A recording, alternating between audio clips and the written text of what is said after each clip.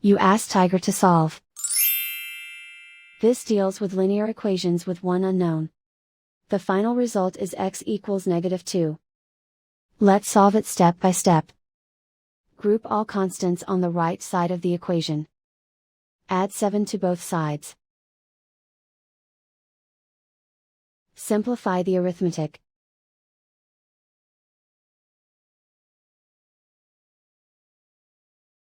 Isolate the x. Multiply both sides by 2. Group like terms. Multiply the coefficients.